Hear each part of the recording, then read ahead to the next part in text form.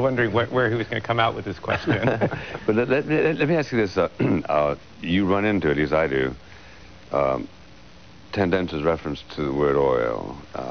I don't want my son to fight in order to keep the price of oil down.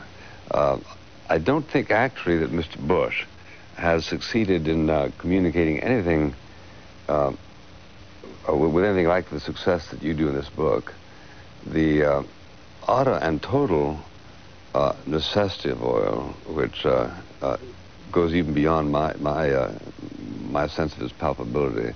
But talk to us a minute or two about, people think of oil as it heats the house and it runs your car. Yeah. But you have almost a tone poem there about what oil does and to the extent to which we are dependent on it. Remind us of our obligations to it. Well, it seems to me that our whole society is really shaped by oil and that we continue to live in an oil age, even as we talk about information age and biotechnology down the road, and that it has shaped determined where we live, how we commute, how we travel, how we conduct our courtships. One of my favorite statistics is... Yeah, 40% of marriages are contracted in, I didn't say consummated, but contracted. Or proposed. Proposed, yeah. In automobiles. And of course, we never stop to think of these cities that we live in are totally unself-sufficient. We would have no food here were it not for the petroleum that goes into fertilizers and then to move it here. And of course, plastics and new materials.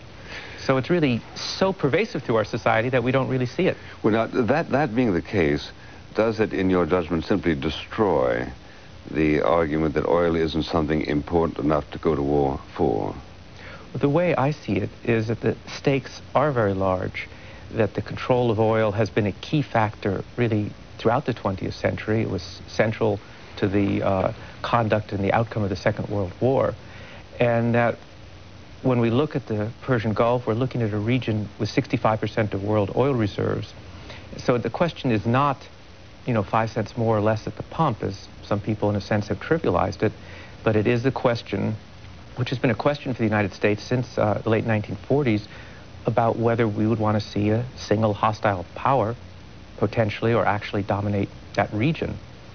And, we certainly do not import all of our oil, unlike other countries. We import half of our oil, but the number that stands out in my mind is that we import more oil than Germany and Japan combined. So we are very sensitive to what happens to world oil.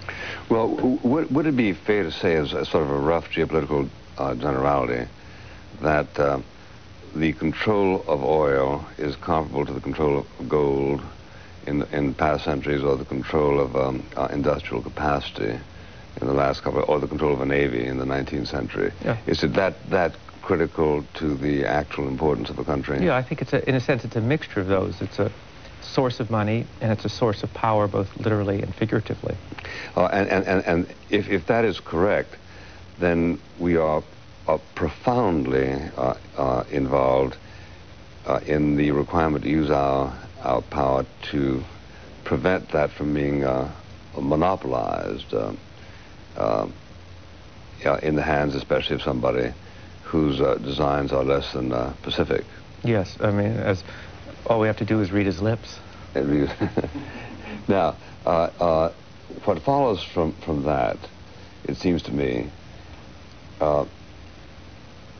urges us on towards something you don't touch on in your book,